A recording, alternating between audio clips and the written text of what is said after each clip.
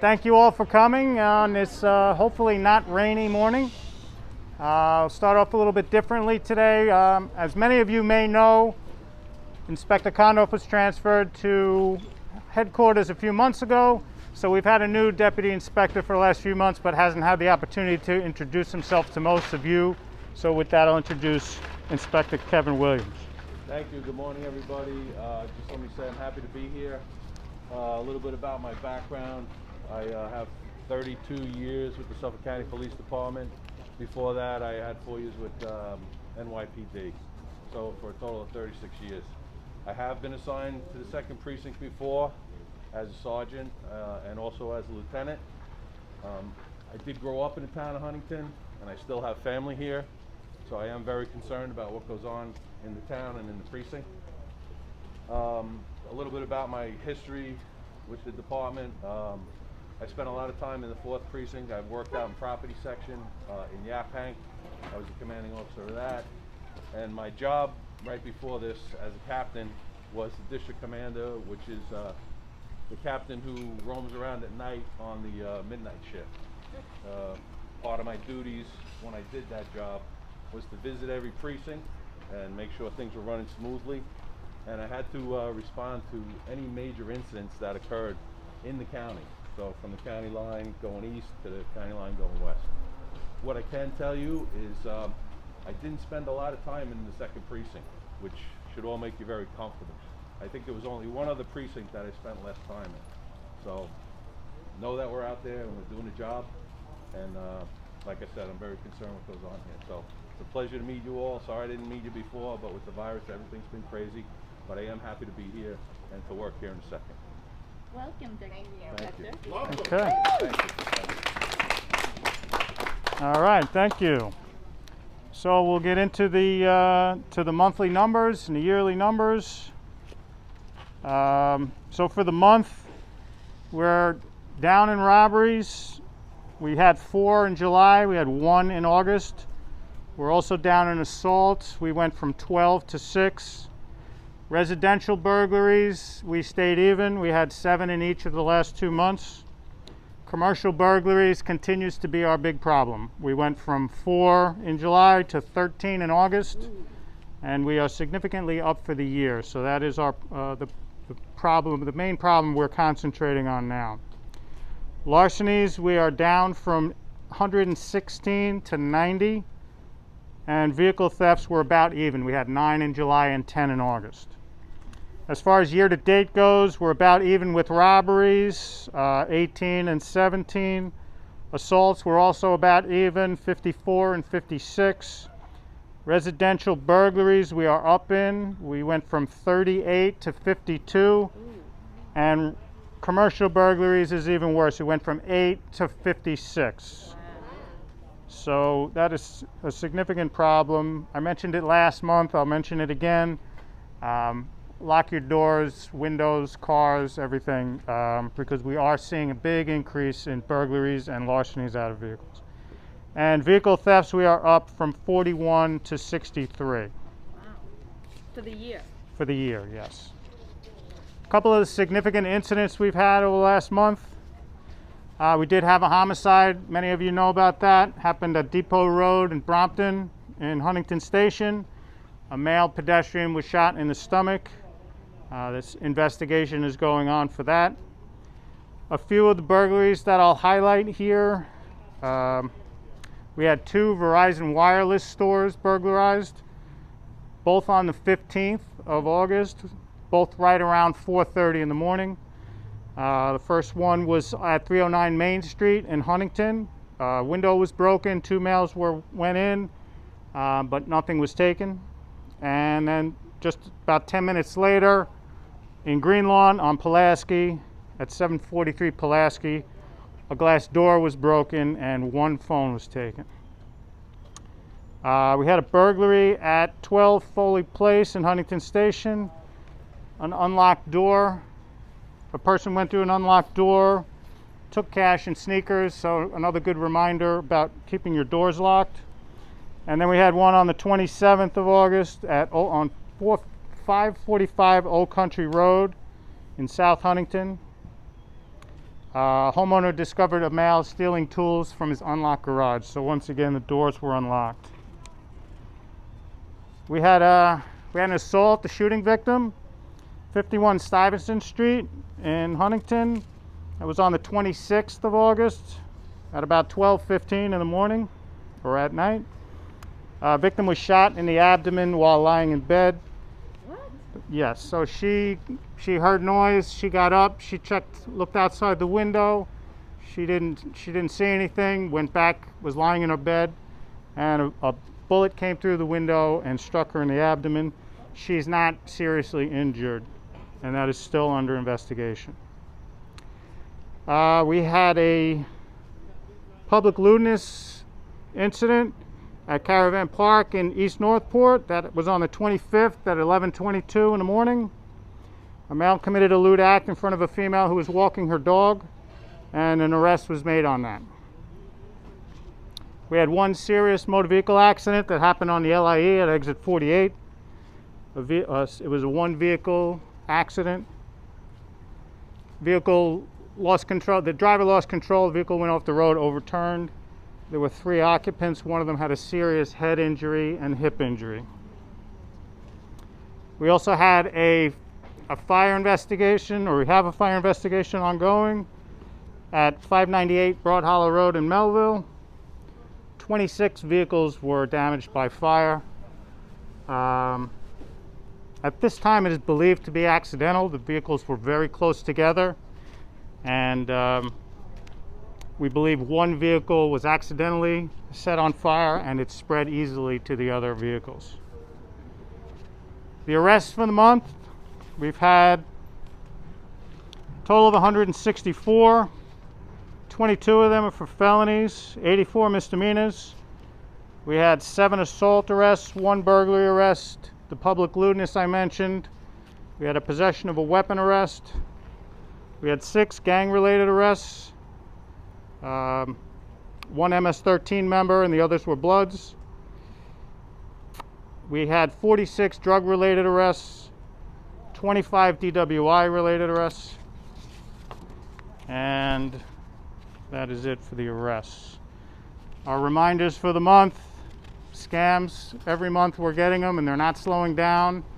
Again, with the gift cards should be a red flag to anybody. If anybody is asked to pay for anything or any bills by gift cards, it's a scam. So there are all different types of scams out there. That is one of them that is very, very common.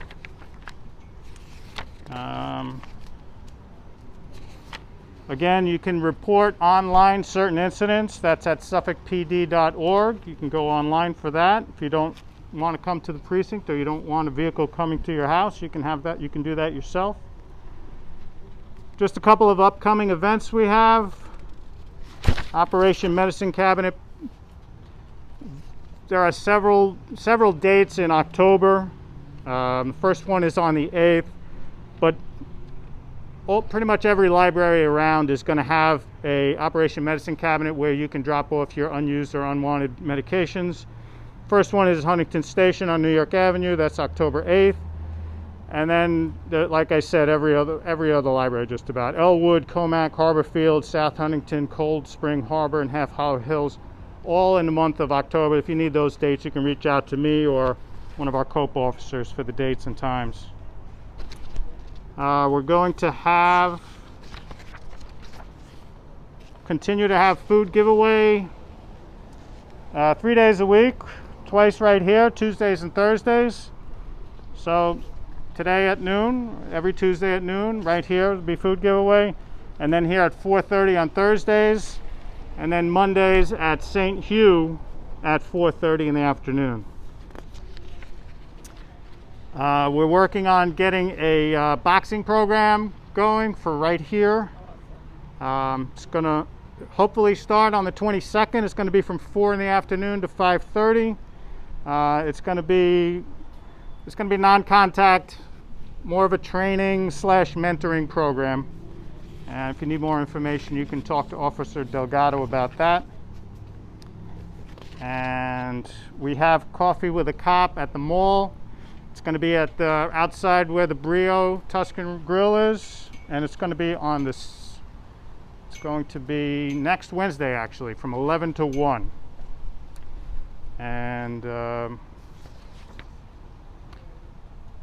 our last, and that's it. That's it for our items. The next meeting will be October 6th.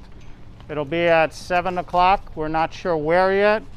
We're working on a different location somewhere in the precinct, but we'll let you all know where it will be once we get that ironed out. Yes? The homicide, was I know you don't have an arrest yet, but was the person known?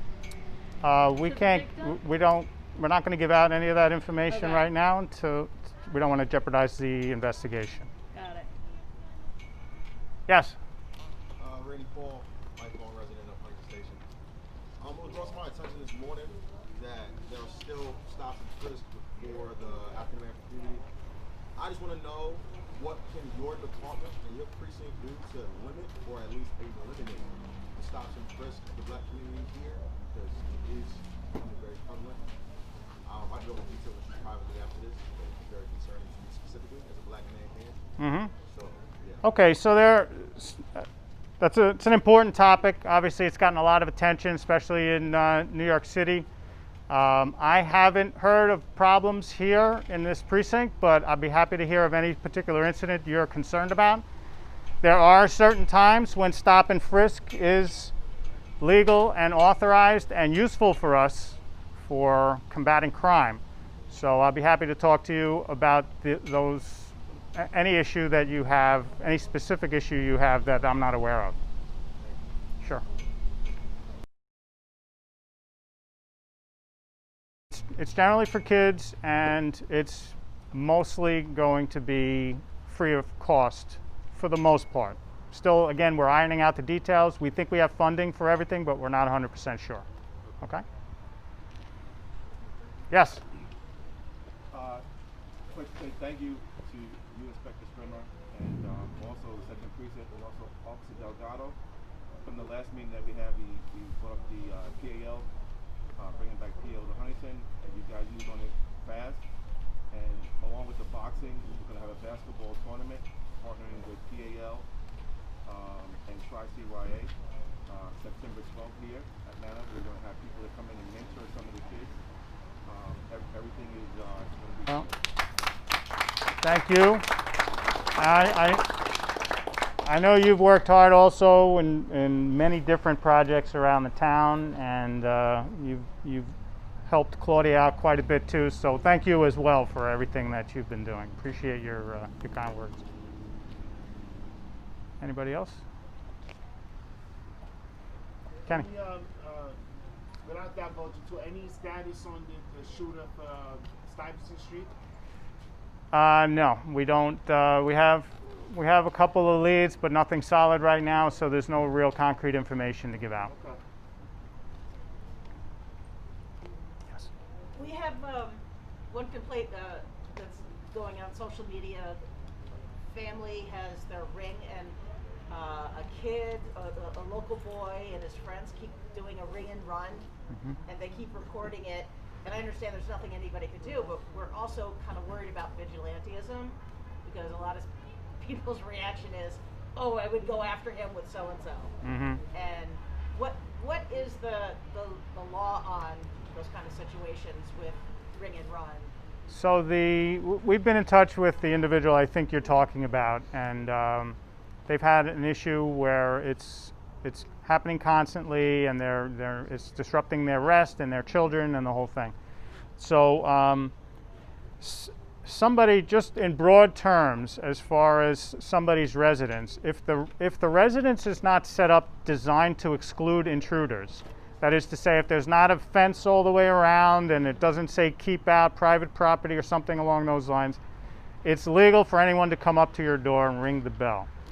If you specifically tell somebody, basically the way it breaks down is if the mailman can get there, anyone can get there, okay?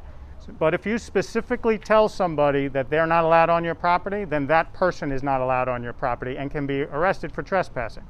Now, these are likely juveniles, and there's not a lot we can do with juveniles because they can't commit violations. They would have to commit a crime, which this probably will not fall into that category. This isn't harassment, like targeted harassment? It could get to that after a significant period of time of ongoing behavior. It could, but even still, that's a violation, and juveniles cannot commit violations. So the best course of action is to identify them and contact their parents and hope to get cooperation from their parents. That's the best way to go with juveniles in a violation situation. And at this age, they'd still be considered juvenile? Excuse me? At this age, like 16? If they're under 18, yeah. Okay. Yeah, if they're under 18, and you know, it's almost certainly juveniles who are doing that. There's pictures of them, right? Yeah. Just pictures. Yeah. So they know who it is. They don't know who it is, though. The police would know. Nope. They don't have a face database Yeah. for. Yeah. If we don't have contact with them in the past and they're not in our system, we wouldn't know who they are. Anybody else? Yes. We're having issues with the alert system. I know you're putting out like the Nixles. We got nothing really the whole pandemic, and then I saw you might have switched systems. I'll look into that. And then I even like unsubscribed, resubscribed, and I'm not getting any texts or emails. Huh. Dan is down to only one of these girls is only Okay. down to emails, no texts at all, and I wasn't aware of that. Yeah, I'm only getting emails. I'll find out yeah, about I don't that. get anything. I think what happened, wait, you have? You been getting them on your phone? Yeah. You know, We when don't it get rains, anything. it's six. It's just one. Because there were 3 in the email.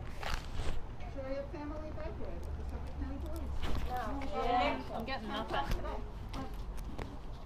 Okay, so maybe it's on your end, but I'll look into it. Yeah. I'll see if there are other people. You're not getting anything. Yes. What's the law with open containers and drinking in public? Are they allowed to just have beer cans? No, but that also is a violation. Violation can't be committed, as I said, by juveniles, and we have to witness it in order to take action. So it's got to happen in our presence in order for us to take action on it. Because the guys at the library, they're hanging out in the parking lot, Yeah. but now they're just walking around with vodka bottles. Okay. They're not, Yeah, we're aware of the problem there in the parking lot, and so we'll have some people over there to address it. The school's starting, and I'm worried about the kids. Yep, sure, absolutely. And yeah, we've had that problem, as you know, in the past, and You guys have been great. they were gone for a while, but now they're back, so we'll have to start addressing it again. Great, thank you. Sure. Yeah. What do you think is the commercial burglaries like? Why now? I mean, obviously, people Yeah. are out of work and stuff. People are out of work, and yeah, I think the economy is in bad shape, and I think a lot of places before COVID were a lot of places are not fully open as they were before, so there's more time when the buildings are not occupied and they don't have as many employees around keeping an eye on things. And we've had a number of, we think, connected incidents that the same group of people are doing these connected incidents, and hopefully once we get to these couple of groups that we have identified, we'll be able to solve the problem, but it's we haven't gotten there yet. Is there a particular type of business that they're going after? Well, we've had, as I said, the phone stores, but we've also had auto parts stores and generally auto service stores and auto dealers. So those are the types of businesses that we most see. Of course, we always get the convenience stores and others that are kind of ongoing. We've had a couple of liquor stores and that kind of thing, but the ones that we're seeing most frequently are the auto dealers, the auto service, and the cell phone stores. And what are they taking? They're taking merchandise or They're- cash or? Well, it depends on the cell phone stores. They're looking for cell phones Right. mostly. They'll take cash if it's in there. The convenience stores, they take cash and cigarettes. The auto service stores, they're taking mostly cash and sometimes tools. And the auto dealers, they're taking keys. They take the keys and they'll take 1 or 2 of the cars, depending on how many people are with. But they'll take about they'll take as many key fobs as they can. So it's different depending on what store they're in, or what kind of business. You talk about break-ins at night. You're not talking about robberies when they come in. Not robberies. No, robberies is not a problem for us right now. These are unoccupied businesses and residences. Yeah, the businesses for the most part are all locked up. Many times the residences are unlocked. Anybody else? All right, thanks everybody. Have a good month, and we'll see you next month. Kevin Thorbourne, we have Ken Johnson. How are you? Martine McDonald. Hey, Martine. And Officer Delgado. Hey, Officer. And also some of the people that's missing is Rhonda Gooden, Yvette Holman, and Gary, who's also a new community advocate that's working with us. And we're spearheading this program through PAL, through the 2nd Precinct, through Officer Delgado. And we're doing a boxing program for our kids in our community. That's awesome. We're also doing a basketball tournament, and we're bringing kids from around our communities to come together, and other communities to come together here. And we're going to have people talk to them and mentor them. We're going to have some of the police officers here to talk to the kids and communicate with our kids. And it's all free for all the kids to come together. That's to bring awesome. Unity and to have a good time. And it's a teaching moment for the kids and for us also. So the basketball program is going to be September 12th. Okay. And from that we have close to 20 teams. And it's here. It's going to be here at Manor Park, and we have close to 20 teams. Okay. And we're also going to add more teams by young kids that come together that are here that's not part of a team, and we create a team. So we're going to do that also. So they can do it on site. So they can do it on site. They They can do it on site. It's going to be very organized, social distancing. We're going to provide lunch for the kids because it's going to be a whole day of activities for the kids here. It's going to start at 11 o'clock. Great. We didn't want to do it too early, Yeah. so we're going to start at 11 o'clock, but we have a lot of games going on. And from that, we're going to have a all-star game. We're not sure what date right now, but it's going to be maybe a week or 2 weeks after, and we're looking to have it at Target since we didn't have National Night Out. Yeah. We want to partner with Target to have it there and give prizes out to the kids. Also at the All-Star game, we're going to have a 3-point shooting contest where it's that's going to be a fundraiser part where people can pay $10, and it's the how many shots they can make in 60 seconds. And the winner would win a flat screen color TV. Nice. And also some other giveaways, which is sponsored by Empire Automotive. But that's what we're trying to do. We're trying to bring the kids together. Some of it is through sports, but we're utilizing that to mentor our kids in our communities as a vehicle. Yeah. And then we're going to attack other aspects of our education parts and we're partnering with different organizations that are already doing, because we don't want to reinvent the wheel. Right. So we're just partnering with everyone. Because everyone has their own funding, and we're bringing it all together to provide for our community. That's excellent. And that's the best thing to do. And hopefully that will trickle down to other people doing the same thing, because a lot of people are struggling. Yeah. But together, we have enough funds to do different things in our community. Awesome. So that's what we're trying to do now. Awesome. And then the boxing, Right. that's non-contact. Non-contact, we're actually purchasing equipment now. And then we're going to start the boxing. Again, it's all social distancing, but it's bringing the kids together. Right. And as the kids are working out, we're also mentoring the kids, and we're going to have professional boxers come down, females cool. and males.